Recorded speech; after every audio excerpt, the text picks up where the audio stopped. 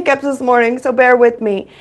Oh my goodness. It is raining outside, so I'm in my office this morning, and I think the hiccups are going to go away. I believe the hiccups are going to go away. I don't know.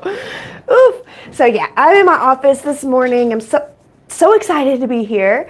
And today I am on day 25 of Loving Myself Live in the Mix for 2026. Yes, I'm so excited to be here. I'm so grateful to be here. Yes, and today 25 is about believing in a higher love, having faith in a higher love, having faith in more love. And yes, I'm so here for it. I'm so loving it. Honestly, yesterday I had a lot of fun. I was able to get creative, and I had some epiphanies about the creativity of love, and love bringing creative spirits and stuff. I don't quite remember though.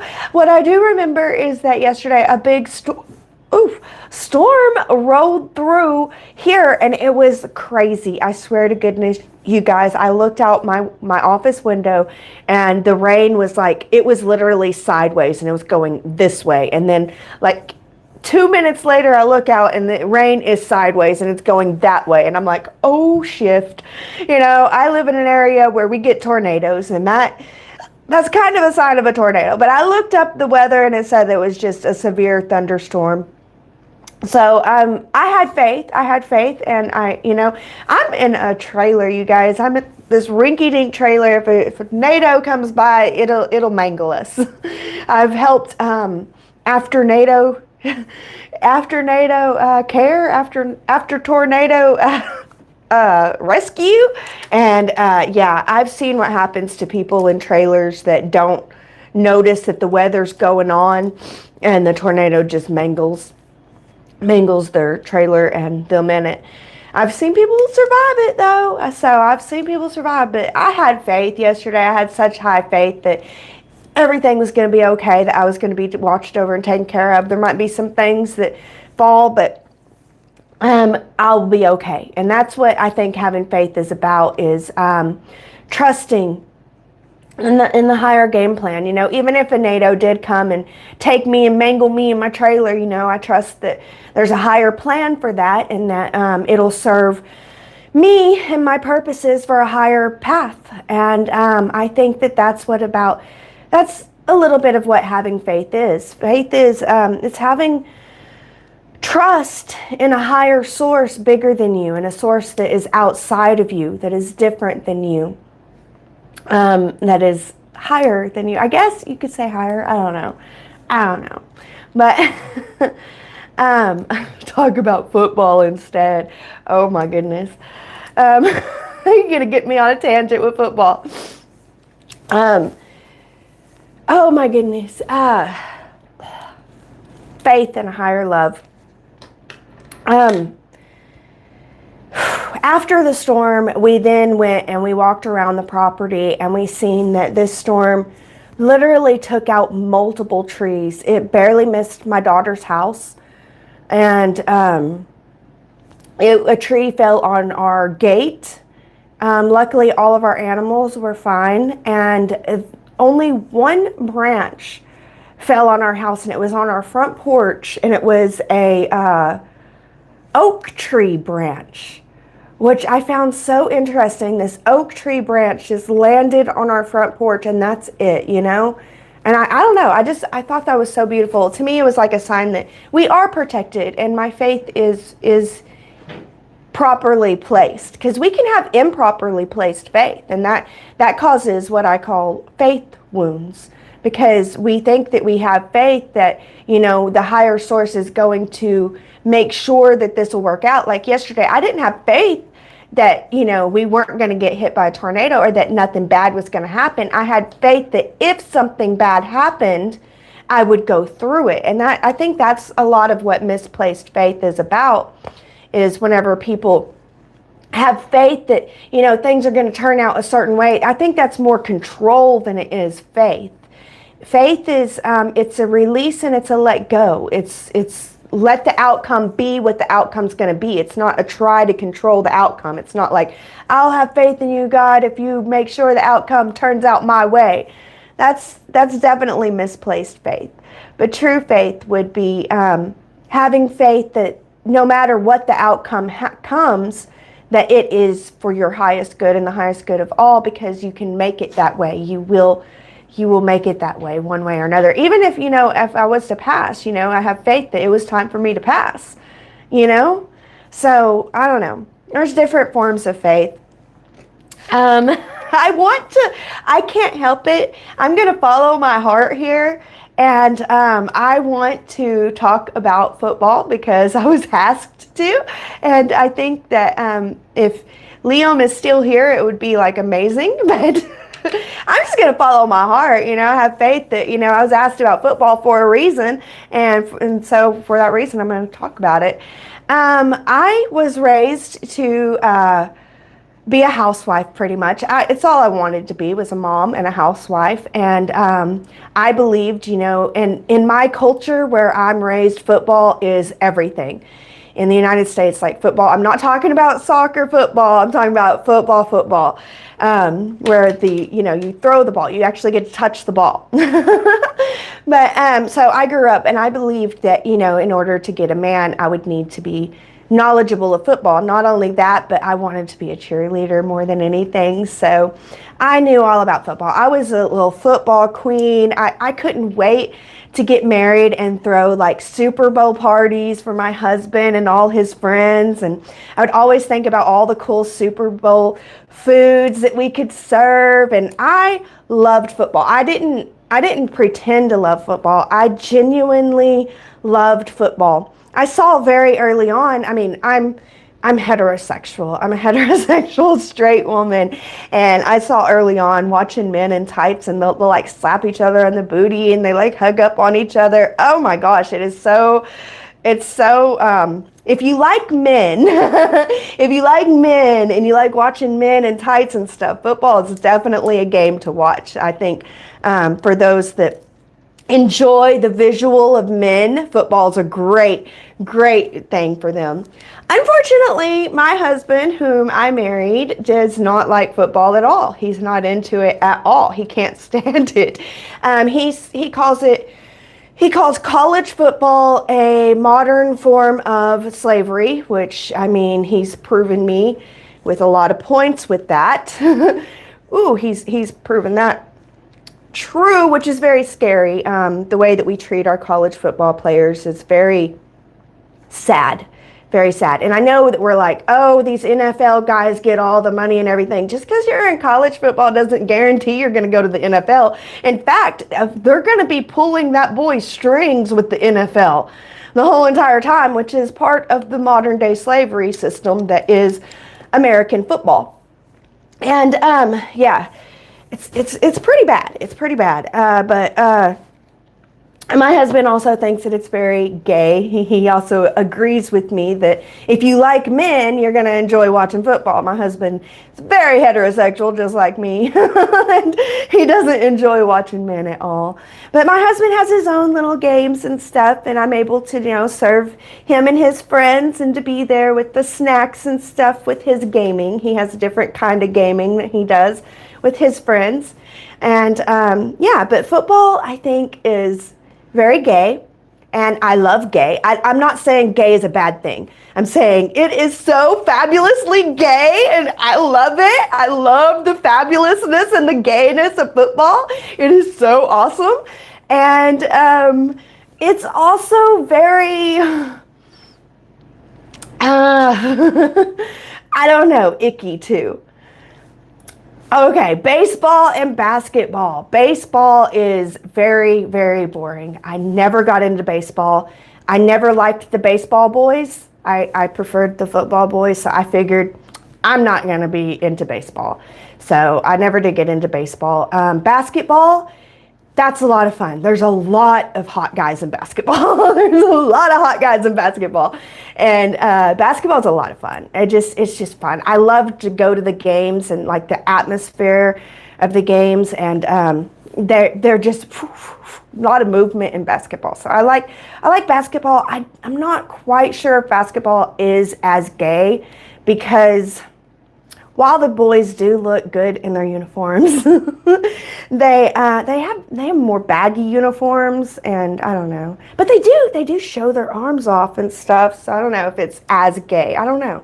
I don't see baseball and basketball as gay as I do football. So what are the super gay two? I'm confused by how you worded that. What are the super gay two? Are you saying that basketball are super gay too? They very well maybe. I think baseball are too. I mean, I see baseball as boring. I don't see why anybody likes it. It's even boring to play to me. Kickball is more fun. But yeah, with baseball, they are like I haven't paid much attention to baseball. Like I said, I was pretty sure I was going to either marry football or basketball player, and even the basketball players watch the football games. So, and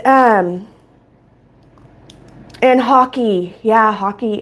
It's another one that I haven't really got into. It's more of a northern sport. I just haven't seen much of it. I do want to go to hockey games though. They seem like fun. I would like to go to a hockey game. I just never have got into it. But yeah, baseball, they have those tight uniforms, don't they? Very gay, isn't it? I don't know if wearing tight clothes is gay. I mean, I don't want to say that. So I don't know. I don't know much about baseball and stuff. Golf it seems like boring like baseball, but I enjoy playing golf and mini golf. So it's not as boring. Baseball, I don't know. It's scary to me, so I never got into it. But yeah, there you go. There's our sports. Say it, just say it. Say what? I don't know what you're trying to tell me to say. But yeah, there you go. We talked about sports today. That was a lot of fun. I love that the live kind of helps direct my conversation. That's a lot of fun. And I followed it because my heart wanted to. You guys can't tell me what to do, because I will not. I'm a little stubborn brat, and I'll always be a little stubborn brat. So, but my heart felt like, yeah, let's talk about sports today. Let's talk about the sports. But I do think that a lot of the sports it's a distraction. Golf guys are raging queens. I could see that. Most of the golf people that I know from the country club. Not me being at the country club. I'd never be able to be at the country club. Working at the country club. I've worked there, and I know people that work there. And most of the golf players I know, like, to me, golf is a game that if you want to be rich, connected, and have, it's like golf is it's like a networking game. You know what I mean? It's like, it's a networking game where rich guys go to meet other rich guys, to give rich guys connections to doing rich guy stuff. Like, that's how I see golf. It's like, they network with it. It's a networking thing. That's how I've always seen it at the country club. And typically not hot guys, just old rich guys. So, yeah. And they may be raging queens. Most of them are probably DL. Most golf guys I know are married. They're married to a woman, but very much could be DL. Do you know what DL is? That means down low gay. He's married to a woman, but he F's guys on the side. I know a lot of guys like that. I have a gay friend, and if he goes to church, he points out all the guys that he slept with. They're sitting there with their wife, and he's like, yeah, was with him Friday night. I was with him Thursday. Like, a lot of DL guys. So I could believe that. I could believe that a lot of golf guys are raging queens, but probably on the DL, I would think, Like, they're not outwardly raging queens. They're not like the actual queens that are out there on the strip at the trans club on the weekend, like doing the freaking drag queen shows. Those are raging queens. And they're out. So, yeah, I guess it's weird. But yeah, that's how I feel about the sports and the sports things. I don't mind them. I think it could be fun, but it could also be a distraction, and it's very there's some aspects of it that's very slavery. I think that with the college basketball too, it's about the same as the college football with the slavery stuff. I don't know about the baseball, of course. I haven't looked into it, but and I'm not going into depth about that stuff. Sorry, guys. You can be like, man, she is so crazy, and I don't care. You can be like, she's crazy. I don't agree with her. I'll be like, okay, good, because I ain't trying to convince you. That's just, yeah. If you got enough money, your wife doesn't care what you are. I could agree with that. I could agree with that. Just because of who I am. If my husband had enough money, I wouldn't care. I'd be like, go sleep with whoever the flunk you want. Do I get my allowance? I mean, but I know a lot of wives that they care. Their man makes money, they live in good homes, they have nice stuff, and they care. I don't know why, but they do. To each their own, to each their own. But for me, I mean, shoot, younger me was all like, I'm marrying for love, it's all gonna be about love. And then older me is like, girl, shoot, if you can get yourself a rich man, get yourself a rich man. It's not about love, and let him do whatever he wants. Just make sure you get your allowance. But and I don't know, I don't think that that's the right attitude to take. I don't think it's necessarily the right attitude, but it's not the attitude I had originally. And next month I will be doing my 19th wedding anniversary. This is our bronze wedding anniversary. And I was literally thinking about this today, how crazy it is that we've made it to the bronze wedding anniversary. And to me, the crazier part is how in love I am with my husband. Like, how can I be this in love with a man after 19 years? And it's like, we fall back in love with each other. We learn, we grow, we become different people, and then those different people fall in love with each other again. It really is amazing. I'm so grateful that my younger self chose love over money, because the love that I have is such a blessing, such a blessing. And but my older self would choose money. So I don't know if that's right or wrong, but yeah, I'm glad that I chose love. I really am. And that's what this series is about. It's about self-love, learning to love myself. And I think that as I learn to love myself, I know as I learn to love myself, I've been able to love my husband more. I think that contributed to it. But to me, the amazing part is, like, I don't even know. It's so amazing to me how in love I am with my husband after 19 years. Because it feels like, I should have fell out of love. I shouldn't be falling in love. But gosh, that man, he knows me, and he knows how to keep my love strings pulled. So, but I love him, and I'm so grateful for him. I truly am.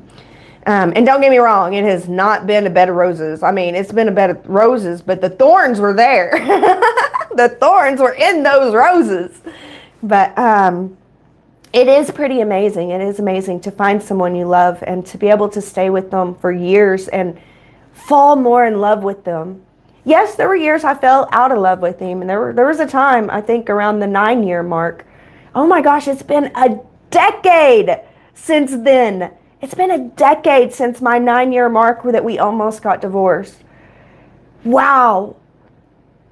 We overcame that, and we've spent another 10 years together, and I think that he's in love with me. Everybody's like, he's obviously in love with you, girl. But I know that I'm in love with him. So, and yeah, self-love, love in a higher faith, faith in a higher love. Both. You can love your higher faith and have faith in a higher love. So I think because I've been married for 19 years and I'm still in love like I am, it helps me have faith in a higher love. It helps me to have faith that love can grow, that love can expand, that love can be beautiful. Even after it gets bad, like that's amazing to me. Is like it was like we got really bad at year 9, and here we are at year 19, more in love than ever. And I wouldn't have guessed that 10 years ago, but here I am. And it's almost about to be 2 decades with this man. I can't believe it. And you guys, it's amazing because we met July 13th and we married September 14th. Same year. We met July 13th and we got married September 14th. Like, I wouldn't recommend it, but would you believe that that couple that met and married each other 3 months later would be together more in love than ever? 19. But now I know because I lived it and I'm here. So as poor people talk, I bet I do have poor people talk because I've been a poor person most of my life.